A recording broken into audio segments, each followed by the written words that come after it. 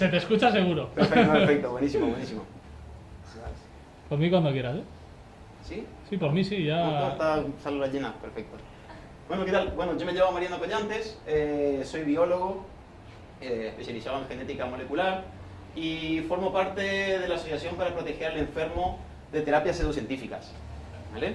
Y esta charla es un poco para transmitirles dos cositas. Primero, ¿qué son las terapias pseudocientíficas?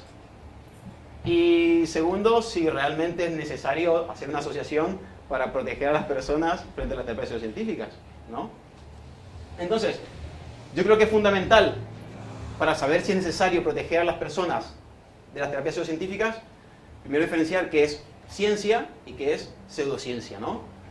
Entonces, básicamente, es una definición un poco así, la rama del saber humano, eso es la ciencia, que es constituida por el conjunto de conocimientos objetivos y verificables sobre una materia determinada que son obtenidos mediante la observación y experimentación.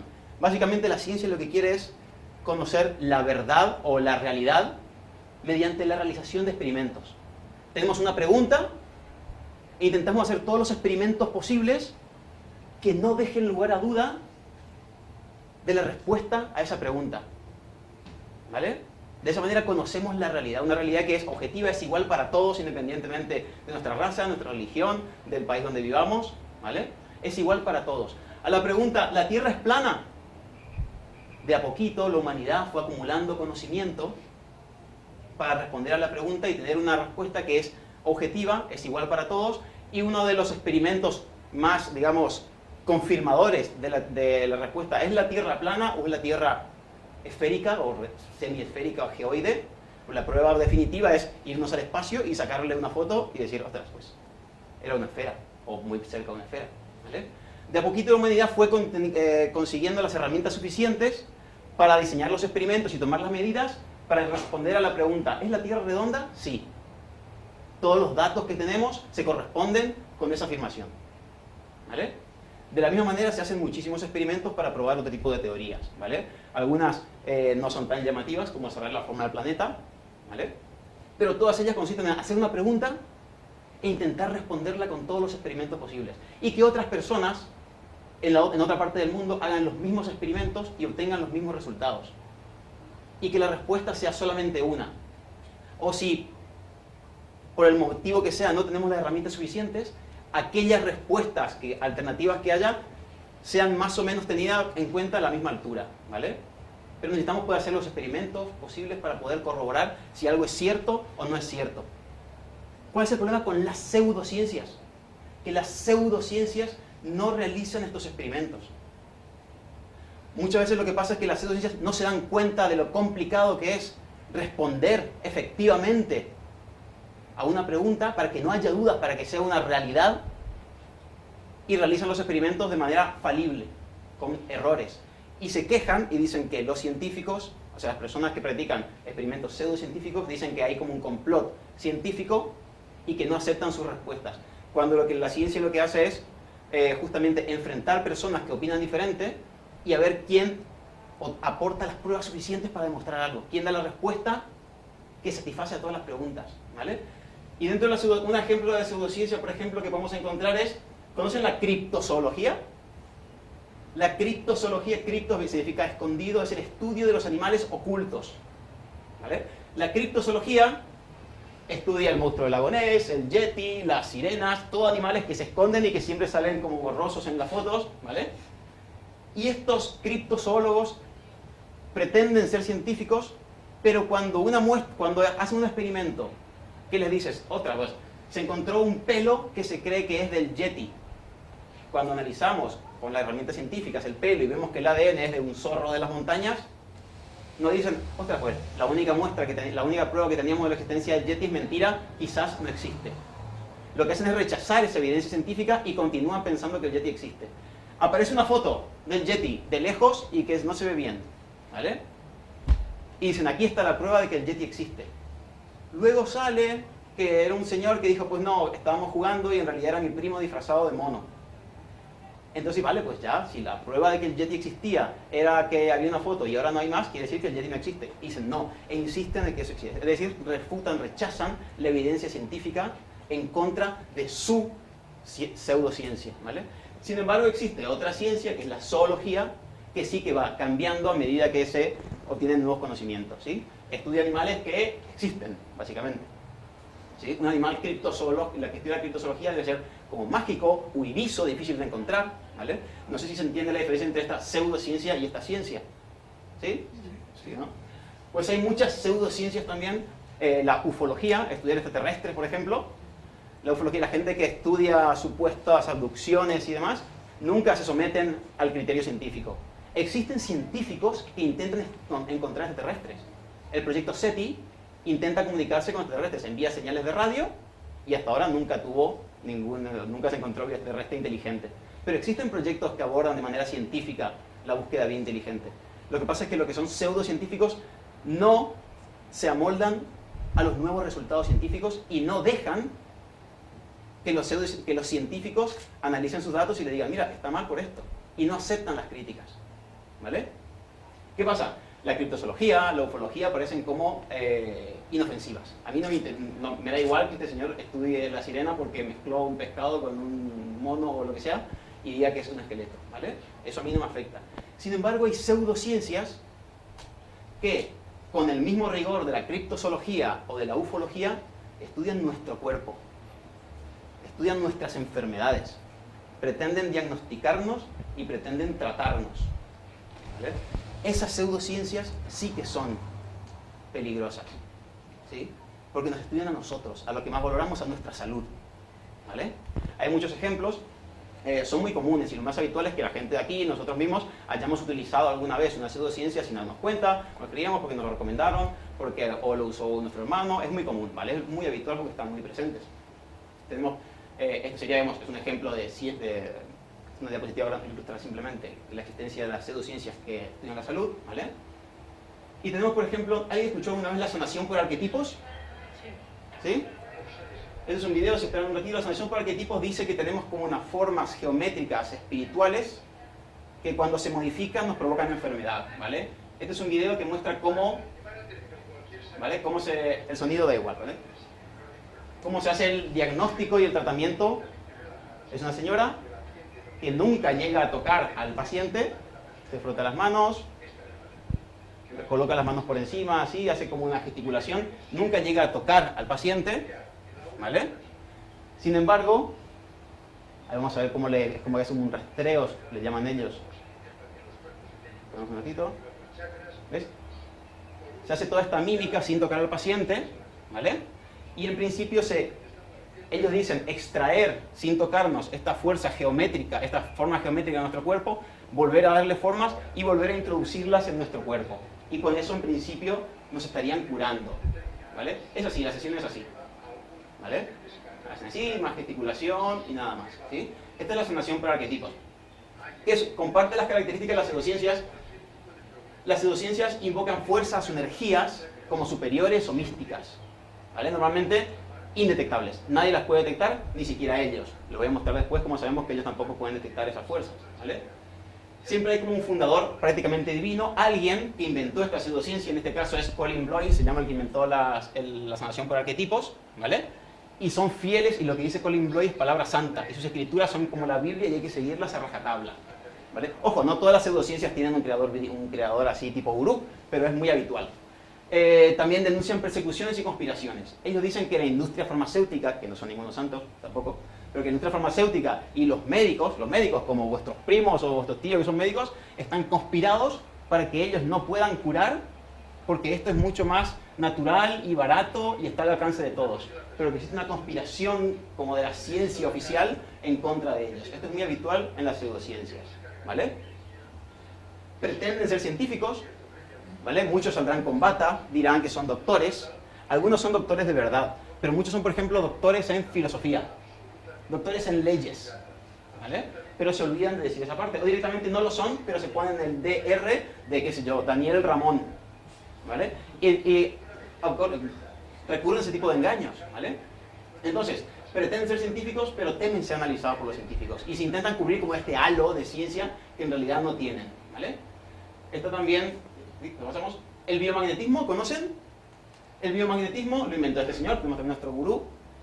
Dice que es capaz de cambiar el pH del cuerpo utilizando imanes. ¿Para qué? Ellos dicen que todas las enfermedades se deben a que los virus y las bacterias, y ellos dicen que los virus viven en pH ácido y las bacterias viven en pH alcalino, que es lo contrario de ácido, ¿vale? Entonces, ellos lo que dicen es que colocan imanes, ¿vale? Están los imanes, señor ahí. Con eso cambian el pH de nuestro cuerpo y matan a los virus o las bacterias que no están produciendo enfermedades. Parece tener sentido, ¿no? Entre todos hay palabras científicas, parece que es verdad. Hay varios problemas importantes de biología de primero de carrera o de segundo de bachiller. Primero, que tanto las bacterias como los virus pueden vivir en un rango de pH que abarca desde acidez 1 hasta alcalinidad 14. ¿Vale? Es decir, que los virus y las bacterias, y además no es específico, no es que los virus vivan en un pH y las bacterias en otro. ¿Vale? Entonces, ese es el primer problema que tienen. Segundo, no todas las enfermedades son causadas por virus y bacterias. Tercero, el pH no se cambia con los imanes. Eso es fundamental. Si nosotros acercamos un imán a un limón, el limón sigue siendo ácido. Si acercamos un imán a la lejía sigue siendo alcalina. Si acercamos un imán, por más potente que sea, al vinagre, que es ácido acético, sigue siendo ácido. El pH no cambia con la acción de imanes. ¿Vale? Además, una cosa que es, eso todavía podría haber parecido científico. Sin embargo, les voy a contar cómo se diagnostica en el par biomagnético. El biomagnetismo o par biomagnético se llama. Se coloca al paciente en una camilla, ¿vale? El paciente levanta las piernas unos 30 grados, el terapeuta le coge los pies, así como está ahí, ¿vale? Y el terapeuta empieza a recitar partes del cuerpo. Por ejemplo, para la cabeza: pineal, parietal, hipófisis, polo, seno nasal, ojo, sien, oído, oreja, mastoides, pómulo. Y si la persona tiene una enfermedad en el pómulo, el terapeuta notará un cambio en la longitud de la pierna, ¿vale? Que le indicará que el paciente está enfermo del pómulo. ¿Vale? Ahí hay varios problemas, como que, ¿qué pasa si, por ejemplo, primero que si el paciente tiene una pierna más larga que la otra, que es algo muy habitual, que el paciente sea cojo, que no le falta una pierna, que el paciente no hable castellano, que la parte del cuerpo que está enferma no está descubierta, porque los que han trabajado en investigación saben que el cuerpo humano parece que se sabe todo, pero no se sabe nada en realidad. ¿Vale? ¿Qué pasa si hay algo que no se sabe que está ahí, que es lo que está enfermo? ¿Vale? Pues ellos son capaces de diagnosticar aparentemente utilizando esta técnica. ¿Sí? Y dependiendo de dónde está enfermo, colocan un imán u otro. ¿Vale? Este es el par biomagnético, que también tiene otras características de las pseudociencias. Tiene este lenguaje oscuro, con términos científicos, pero mal aplicados. Dicen también cuántico. Si escuchan terapias cuánticas, quiere decir que es mentira. Richard Feynman, que es un físico ganador del premio Nobel, dijo: si decís que entendés la física cuántica, es que no entendés la física cuántica. Es un misterio. Y estas personas, que normalmente, es otra que coincide también, no suelen tener estudios universitarios, comprenden de física cuántica y la aplican para curar a personas. ¿Vale? No aplican los métodos científicos, ¿vale? Lo que les comentaba antes, que no se someten a esta experimentación. Inconsistencia interna y externa, ¿vale? No, lo que ellos dicen en sus pseudociencias no coincide con lo que sabe el mundo sobre biología, química, física, ¿vale? Como le comentaba antes, lo de cambiar el pH. Eso es una inconsistencia externa. Inconsistencia externa muy básica, con algo muy esencial de la biología, muy esencial de la química y muy esencial de la física, ¿vale? Y por otro lado, exigen que se les reconozca como carácter como científicas. Pero esas exigencias las hacen solamente entre el público general, ¿vale? Porque después, cuando los científicos dicen: vale, es que a nosotros nos interesaría saber si esto funciona de verdad, vamos a someterlo a un examen científico. Dicen: no, porque las farmacéuticas no quieren que nosotros resolvamos los problemas de la gente, ¿vale? Y porque los médicos ven a la gente como números y no como personas, y empiezan a hacer toda una serie de discursos. Lo digo porque yo hablé directamente con ellos y es lo que dicen todos, ¿vale? Entonces, el caso particular del Reiki. El Reiki es muy frecuente, muy utilizado, ¿vale? Es muy habitual, seguramente más de uno lo hemos utilizado. Además es muy normal. Tengo un compañero mío en el laboratorio que fue a un masaje de Reiki, les voy a contar después la anécdota, ¿vale? Ocurre una cosa muy curiosa. Por ejemplo, recurren a muchas falacias. Falacias son argumentos que parecen ciertos, pero que no lo son. Por ejemplo, dicen: esta terapia milenaria, y claro, uno dice: claro, es algo que se aplica hace mucho tiempo, así que debe ser verdad. como la danza de la lluvia. La danza de la lluvia se utilizó mucho tiempo, pero no era verdad, ¿vale? Existen cosas que son milenarias y que fueron verdad, ¿vale? Las hay. En la medicina tradicional china hay muchísimos medicamentos que se utilizaban, ¿vale? Y muchos de ellos que realmente tienen una función y que se utilizan y están incluidos en el cuerpo médico. Pero de las 4.000 hierbas en el catálogo de medicina tradicional china, no todas funcionaban como se decía. Las cientos que funcionaban están incluidas dentro del cuerpo médico, las otras se descartan, ¿vale? Entonces, dicen que algo antiguo es bueno. Es muy curioso porque el Reiki se dice que es una terapia milenaria, pero lo inventó este señor en 1922, ¿vale? No tiene ni 100 años, ¿sí?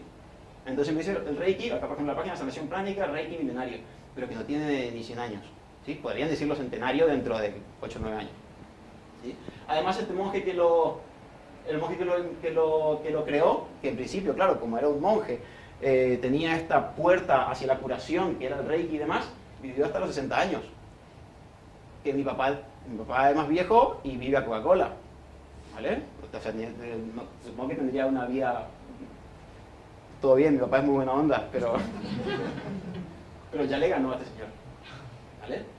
Y lo que pasa muchas veces, personal no cualificado, pero que sabe de todo. Mi especialidad de trabajo en principio es la genética, ¿vale? Llevo 12 años estudiando genética y ocurre algo muy curioso, que si a mí me dicen hacer un experimento de genómica, no estoy capacitado. Tengo miedo porque no sé analizar las muestras, no puedo analizar los datos y no comprendo los experimentos que se hacen. Y estoy estudiando genética, ¿vale? Empecé hace 12 años y estoy en el departamento de genética evolutiva hace 8. Y no me animo a hacer un experimento de genómica, ¿vale? Entonces, ¿cómo estas personas tratan cáncer, tratan enfermedades psicológicas, tratan enfermedades cardiológicas, ¿vale? Todo un rango, un abanico de enfermedades diferentes que los propios médicos, los cardiólogos no se acaban de meter en la dermatología, los dermatólogos no van a hacer una operación a corazón abierto, ¿vale? Sin embargo, ellos son capaces de tratar un abanico de enfermedades complejas y tan diferentes entre sí, ¿vale? Y la gran mayoría de veces han hecho un curso online, ¿vale? Entonces, el Reiki además es un ejemplo muy claro de la inmutabilidad. Esto de que cuando se descubren cosas nuevas, las pseudociencias no cambian. A pesar de que se descubren cosas que deberían o ampliarlas o eliminarlas, no cambian.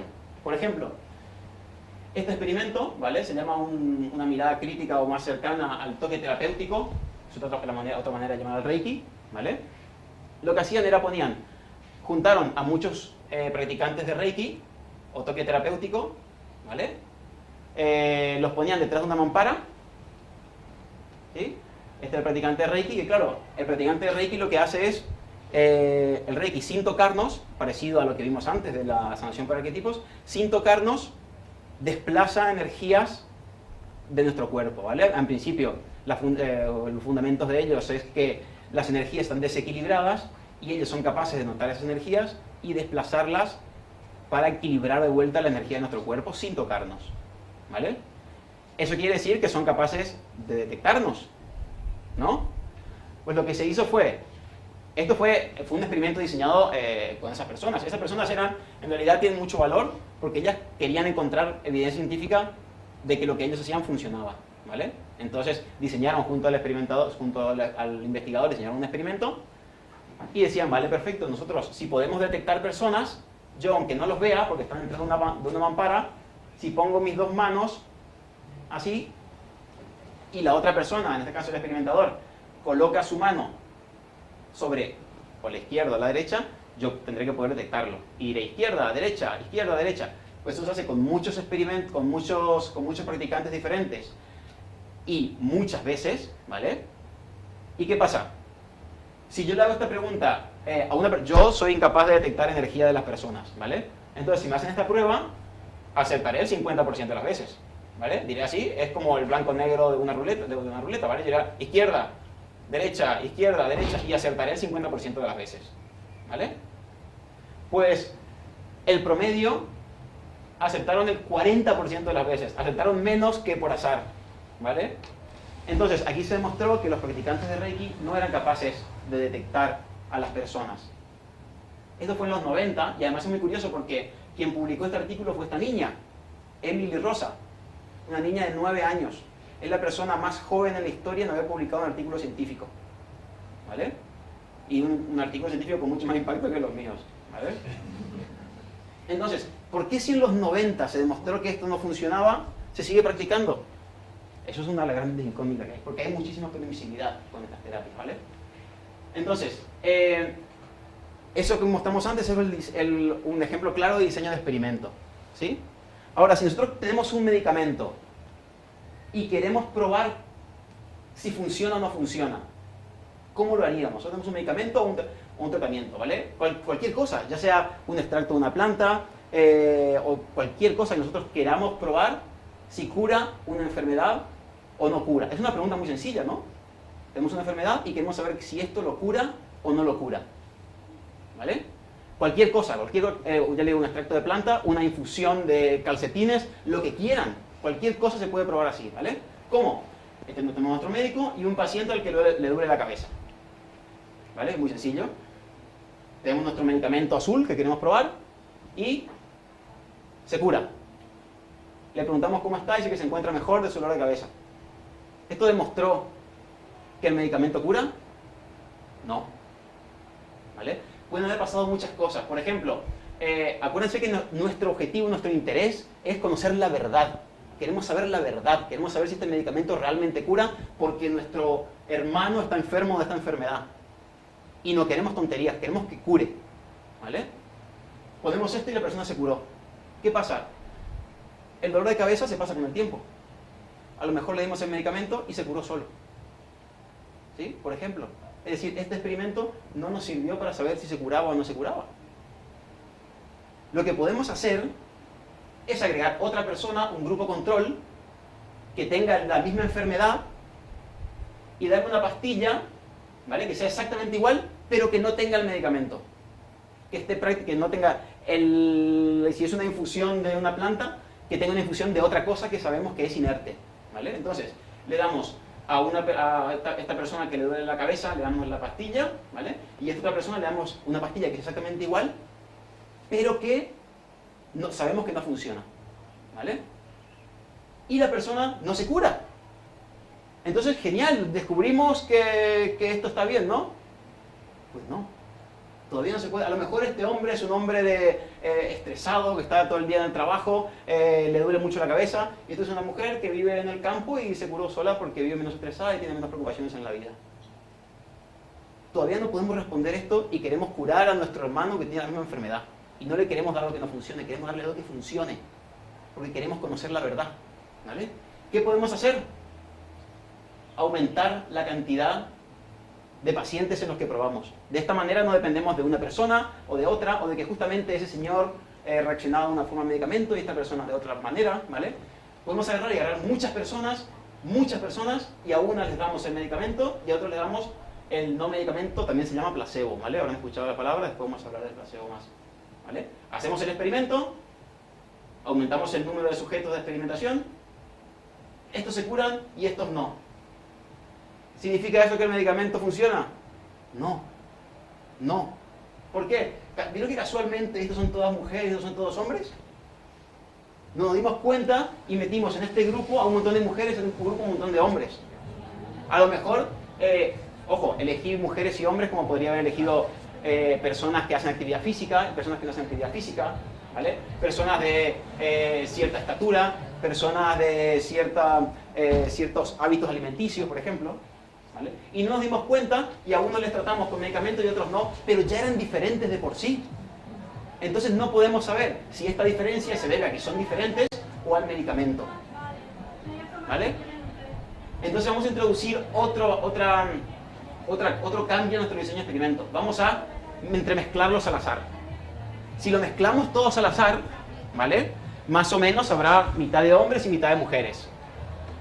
Si algunos tenían una dieta diferente y otros tenían la misma dieta, ¿vale? Se mezclarán aleatoriamente. Es decir, intentamos garantizar que ambos grupos sean lo más parecidos posible. De esa manera, mediante la aleatorización de las muestras, conseguimos mejorar el experimento, ¿vale? Hacemos esto y vemos que se mejoran este grupo de pacientes y este grupo de pacientes no se mejora. ¿Esto significa que nuestro medicamento funciona? Todavía existe un problema más. Se sabe, y el problema, claro, es muy curioso, el problema aquí lo tiene esta persona, el médico. Se sabe que los médicos tratan de manera diferente a las personas que saben que están recibiendo placebo que las personas a las que saben que le están dando el medicamento. Y la diferencia que inconscientemente perciben las personas en el trato con el doctor hacen que mejoren más o mejoren menos. Entonces, lo que tenemos que hacer es que el médico no sepa a quién le está dando un tratamiento y a quién le está dando tratamiento. Esto quiere decir que, acuérdense que estos pacientes no sabían si estaban recibiendo medicamento o no, es decir, eran ciegos ante el medicamento, y ahora el doctor también es ciego ante el medicamento. Esto se llama experimento de doble ciego, ¿vale? Esto, evidentemente, es quién recibe qué cosa, está apuntado en una libretita con un código, ¿vale? Para que después se pueda revelar el resultado del experimento, ¿vale? Entonces, con este diseño de experimento... Buenas.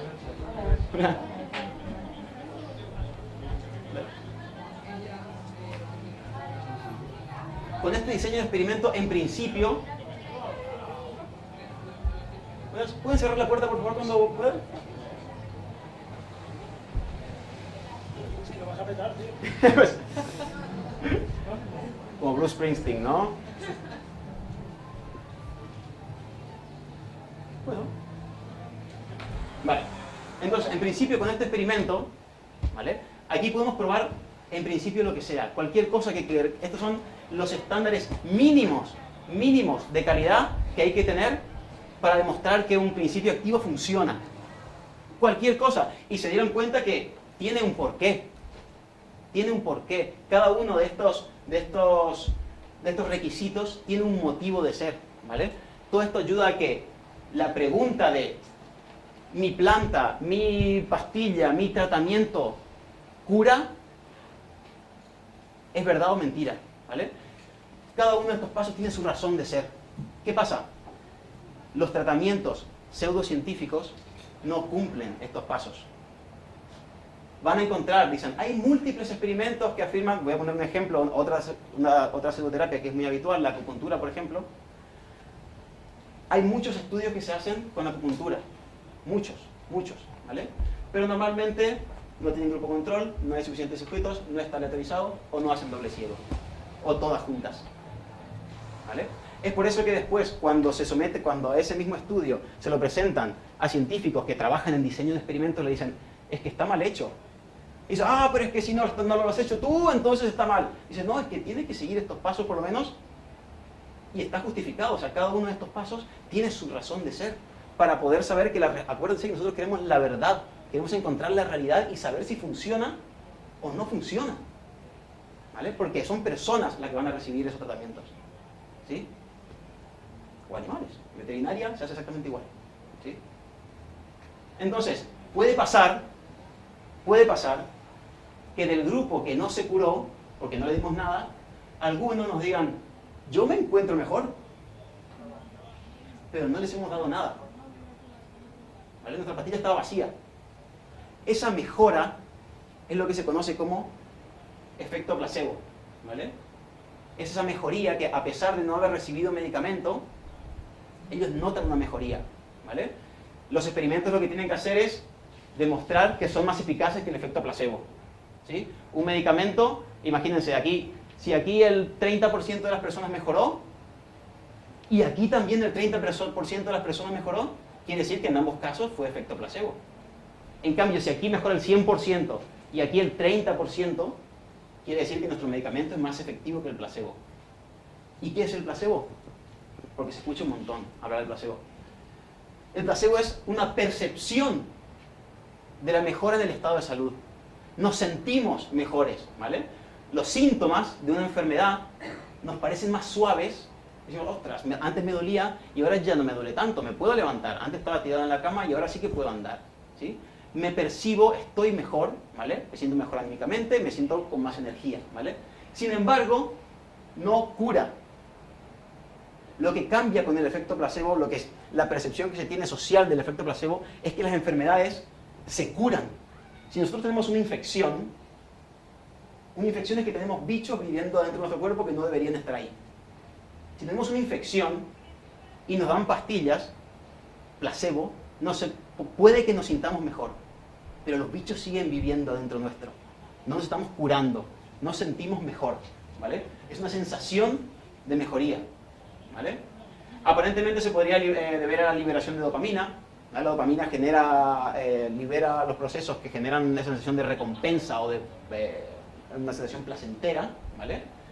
Y por lo visto el placebo liberaría ese tipo de respuesta, ¿sí? Sin embargo, es una acción limitada. Por ejemplo, no es lo mismo el efecto placebo en enfermedades psicológicas. Las enfermedades psicológicas, al no tener por ejemplo, comparándolo con una infección, en una infección tenemos bichos viviendo adentro. En una enfermedad psicológica no.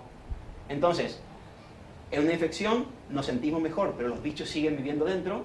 En una enfermedad psicológica nos sentimos mejor, entonces el efecto es superior. Porque si tenemos una depresión y nos sentimos mejor, entonces ahí sí que se podría considerar quizás que el efecto placebo está curando la enfermedad, ¿vale? Pero está limitado. El efecto placebo en psicología es mucho mayor, ¿vale? Pero en el resto de enfermedades no. Por ejemplo, lo que le decía antes, que el efecto placebo no cura. Si nosotros no tenemos ojos porque tuvimos un accidente, por más efecto placebo que haya, no nos van a volver a crecer los ojos.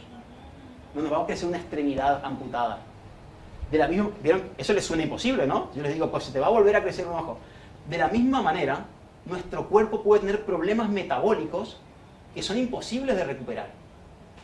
Si no tenemos los genes para fabricar insulina, no existen dentro de nuestro cuerpo. No nos vamos a dejar de ser diabéticos por creerlo mucho, ¿sí? El efecto placebo tiene sus limitaciones, ¿sí? Solamente lo que hace es hacernos sentir mejor, esa percepción de mejoría, ¿vale? Entonces, si produce sensación de bienestar, ¿por qué no lo utilizamos? ¿No?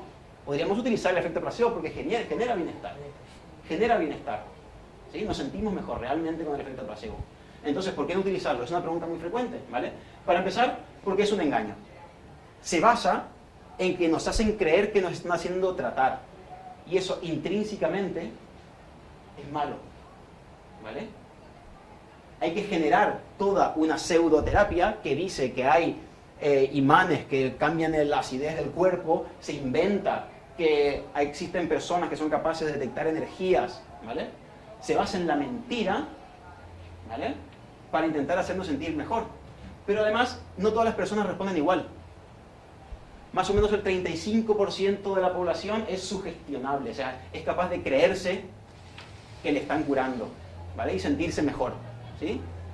Y además lo que les comentaba antes, que tiene una acción limitada. No podemos utilizar el efecto placebo para cualquier cosa, ¿sí? Lo que tenemos que hacer es, ese efecto placebo que recibimos, solamente irnos al médico, nos sentimos mejor. Cuando estamos muy mal, vamos al médico, nos tratan, están un rato con nosotros, nos hacen estudios y ya salimos como que nos sentimos mejor un ratito, ¿no? Eso es el efecto placebo, ¿vale? Pero si además nos dan el ibuprofeno, mejor, ¿vale? Porque se quita la base del dolor, ¿sí? Entonces, si estas cosas, estas pseudociencias, estas terapias alternativas no hacen nada, ¿qué daño pueden hacer? A mí, ¿qué problema hay? Un amigo mío que fue del laboratorio, que se compró por Groupon un cupón de masaje de Reiki. ¿Vale? Está todo el día en el laboratorio y dije, me voy allá porque estoy muy estresado y me quiero hacer un masaje de Reiki. Él no sabía lo que era el Reiki. Se acostó en la camilla y estuvo media hora con una persona pasándole las manos por encima sin tocarle. Y él se le dijo, ¿pero me vas a tocar? Y dijo, no, que es Reiki, te estoy equilibrando las energías. ¿Vale? ¿Qué problema tuvo ese compañero mío? Fue un problema económico. Se gastó su dinero para irse a algo que no le servía. ¿Vale? ¿Qué pasa si nosotros le pedimos a Vodafone que nos dé 3 gigas de velocidad y nos da 200 megas? Es publicidad engañosa. Nos dicen una cosa y no nos la dan. Nos dicen que nos están curando, pero no lo están haciendo. Es un problema económico y es un problema ético, porque nos están mintiendo. ¿Sí? Y bueno, pero no pasa nada. Si a la gente le hace bien ir al acupunturista, ir al terapeuta de Reiki, ir a tomarse homeopatía, ir a distintas, si les hace bien, ¿por qué prohibirlo? Yo digo, bueno, pero no es ético. Dice, ya, pero a ellos les hace bien. ¿Sabes cuál es nuestro problema? Imagínense que hoy en día se están escribiendo un montón de libros sobre este tipo de terapias pseudocientíficas, ¿vale? Terapias pseudocientíficas que dicen cómo curar el cáncer utilizando imanes, cómo curar la diabetes utilizando flores de Bach, cómo curar distintas enfermedades utilizando cosas que no funcionan. Y en principio no hacen daño a nadie, pero vamos a hacer un ejemplo con la historia. Imagínense que ahora lo que vamos a hacer es, vamos a decir que en verdad Franco fue el impulsor del programa espacial español. Vamos a decir que en realidad los incas vinieron en barco a Europa, ¿vale? Y entablaron una amistad durable con los europeos. Vamos a decir que el holocausto nazi en realidad fue un terremoto grande que mató de casualidad a muchos judíos. Estaría mal, ¿no? Nos haría daño. A mí me haría daño que decir que en lugar de morirse por un holocausto, por un asesinato, un genocidio, se murieron por un terremoto. A mí no me afectaría. Sin embargo, hay algo intrínseco, malo, en mentir. ¿Y por qué si no permitimos eso en la historia, por qué permitiríamos eso en la ciencia? No es ético inventarse terapias que no funcionan y engañar a las personas haciéndoles creer que funcionan para que se gasten su dinero, porque además, como el sistema de salud español es muy económico para los usuarios, estas terapias siempre son más caras que irse al médico, a la seguridad social, ¿vale? El peligro más importante que tienen para la salud de estas terapias es por omisión de tratamiento. Omisión de tratamiento significa que yo tengo una enfermedad, tengo hipertensión, y en vez de irme al médico y que me den mis pastillas, me voy a una persona que cada tanto me hace acupuntura. Me voy a una persona que cada tanto me equilibra los chakras. Voy a una persona que cada tanto posa sus manos sobre mi cuerpo sin tocarme. Y dejo de ir al médico. Voy a una persona que me dice que me va a poner imanes en el cuerpo y me va a curar el cáncer. Dejo de ir al médico. ¿Sí? ¿Qué pasa?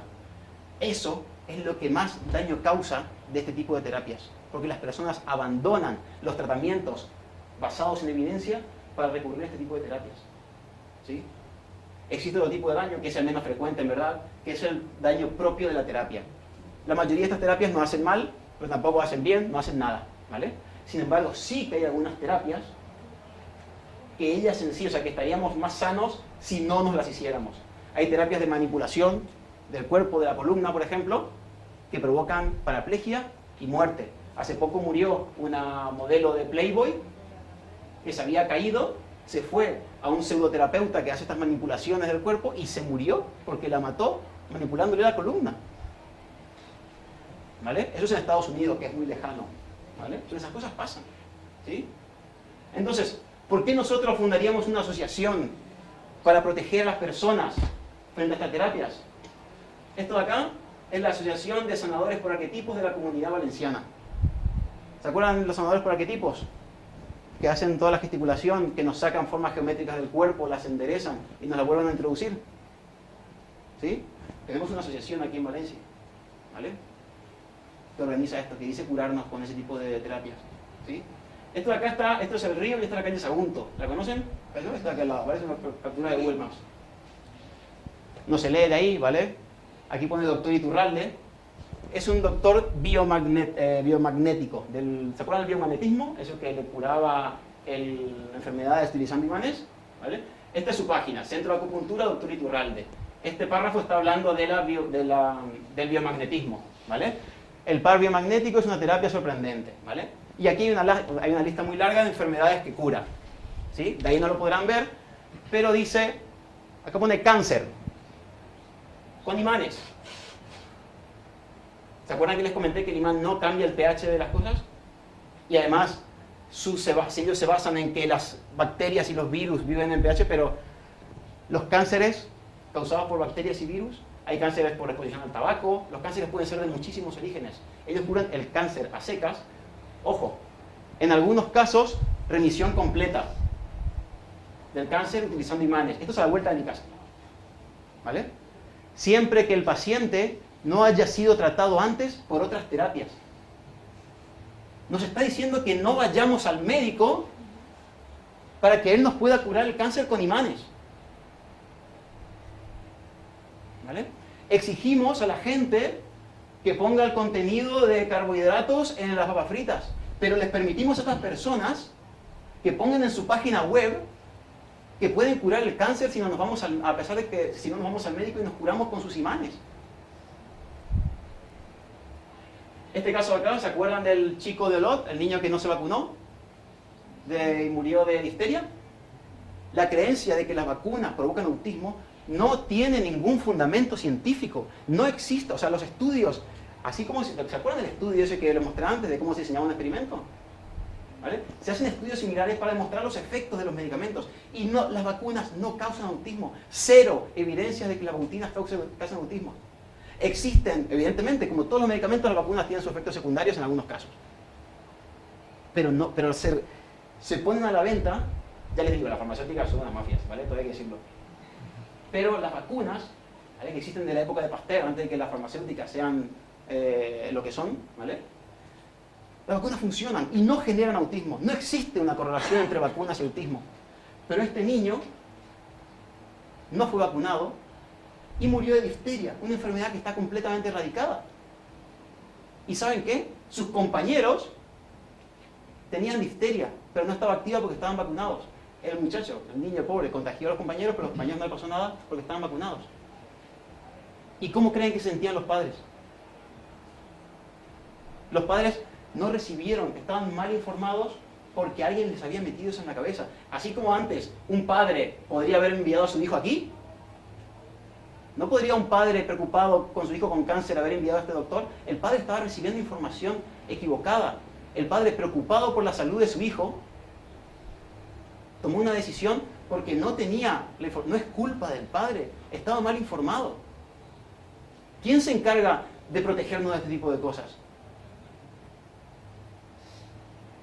Este muchacho es Mario, no sé si conocen la historia, es un poco más conocida. Él estudiaba física en Burjasot, en mi campus. A Mario le diagnosticaron leucemia. A él le ofrecieron, se llama terapia ortomolecular, una terapia que insiste en una sobredosis de vitaminas para curar el cáncer. Eso no funciona, no existe evidencia. Mario rechazó el tratamiento de la quimioterapia porque le daba miedo a los efectos secundarios y murió. ¿Vale? Murió. Que vivía en mi pueblo, en Burjasot, ahora vivo en Valencia. Vivía en mi pueblo en Burjasot, estudiaba mi carrera físico de 22 años. De aquí. Su padre se llama Julián y se enteró que yo, junto con otro amigo, también estábamos dando charlas para generar conciencia del peligro, las terapias alternativas. El padre de Mario es un comerciante, no tiene formación científica. Y se sintió tan mal, su hijo, 2 semanas antes de morir, le dice: papá, me equivoqué. Sabía que se estaba por morir por la decisión que había tomado. Y ya era tarde. Y ya era tarde. Y su padre decía: ¿cómo puede ser que este hombre que le ofreció este tratamiento a mi hijo no haya tenido, nadie le haya frenado, o sea, que no existe nada que me proteja a mí, el ciudadano promedio, de que me engañen así? Existen legislaciones para protegernos de las estafas, de los bancos, algunas cosas de vez en cuando fallan, ¿vale? Pero ¿cómo puede ser que exigimos un montón de cosas? Exigimos, ya les digo, el etiquetado de los productos, que es muy importante por nuestra salud, evidentemente, para conocer qué contienen los productos. Exigimos que el metro llegue a tiempo y nos quejamos. Exigimos que las papas no tengan aire en las bolsas. Pero no nos preocupamos de hacer cumplir las leyes que deberían estar protegiéndonos de este tipo de cosas. Y es que hay gente que se muere. Mario podría haber sido el hermano de ustedes, el hijo de ustedes, el padre de ustedes. Nosotros creamos, junto con el padre de Mario, ahora ya somos muchas más personas, la asociación para proteger al enfermo frente a terapias pseudocientíficas. Es para proteger a las personas, para informarlas, para hacer cumplir la legislación que existe. Lo crean o no, hoy en día existen leyes que deberían estar protegiéndonos de esto. Las hay, pero no se cumplen. Solamente si se cumplieran esas leyes, Mario estaría vivo ahora. ¿Vale? Queremos hacer nuevos proyectos legislativos. Queremos que se criminalice a las personas que dicen curar el cáncer con cosas que no funcionan. Queremos también generar conciencia, esos son los objetivos que tenemos, educar. Queremos unir entidades que tengan objetivos en común, como asociaciones de víctimas. Queremos recolectar información para que esté disponible para todos. Y queremos asesorarlos, ¿vale? Específicamente para los veganos. Obviamente lo que cambia entre los veganos y digamos, otros colectivos de personas es la dieta solamente, ¿no? Solamente con hábitos alimenticios, muchas veces hábitos saludables y demás. ¿Qué pseudociencias hay a los que estén más expuestos los veganos que el resto de la comunidad? Que en realidad, como no digo que cambia, cualquier cosa que sea apuntada hacia los veganos la puede utilizar cualquier persona que tenga otro tipo de dieta, evidentemente. Pero creemos que los veganos son particularmente susceptibles, o sea, no porque sean susceptibles, sino porque la gente que vende esto apunta a ellos con el tema de las dietas milagro, ¿vale? Saben que las dietas milagro, hay pocas dietas milagro que incluyan churrasco y chuletón, ¿vale? La mayoría son vegetarianas o veganas, pero no funcionan, son muy restrictivas. Hay muchísimas plantas milagro. Ahora voy a poner algunos ejemplos.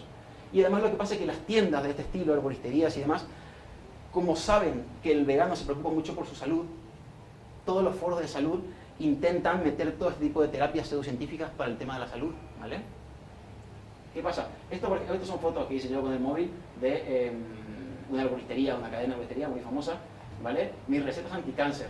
Esta es una doctora que da a entender que se puede curar el cáncer con lo que comas, ¿vale? Obviamente comer nos ayuda a tener una vida más saludable, igual que ir en bicicleta, pero nadie dice que la bicicleta es anticáncer, ¿vale? La milagrosa dieta del pH. Esto dice que comer alimentos con pH alcalino nos ayuda a mejorar nuestra salud, ¿vale? Y, evidentemente, como siempre, está el cáncer también metido, ¿vale? También quiere curar el cáncer, ¿sí? Estas son numerosas dietas milagro. Hay algunas que no son veganas, ¿vale? Está la dieta paleodieta, que incluye carne también y demás, pero es para que vean simplemente la cantidad de dietas que hay que se sabe que no funcionan porque son demasiado restrictivas. Demasiado restrictivas, y son muy difíciles de seguir y prometen resultados que, para cuando son con respecto a adelgazar, siempre tiene el tipo de efecto yo-yo, ¿no? Que después se recupera más y demás. Entonces, tenemos la dieta según el grupo sanguíneo, gente que dice que de acuerdo si somos A, AB, 0, AB0, tenemos que comer algún tipo de cosas u otra, ¿vale? El problema de esta dieta es que, por ejemplo, ¿se acuerdan la incoherencia interna? Ellos mismos se contradicen entre ellos, ¿vale? Existe, por ejemplo, ellos dicen que el grupo 0 es el grupo sanguíneo más antiguo del mundo y por eso deben comer como comían los cavernícolas, ¿vale? No es saludable y además el grupo 0 es el más novedoso. Evolutivamente es el más nuevo, tiene 1 millón de años, mientras que los otros grupos sanguíneos tienen 3 millones de años de existencia, ¿vale? La dieta verde, que por el color de los alimentos hay que comerlos o no comerlos, ¿vale? La dieta alcalina, esta es la que comentaba antes, del libro del doctor Robert Young, ¿vale? La peligrosa dieta del pH, alimentos alcalinos, la dieta de función del pH.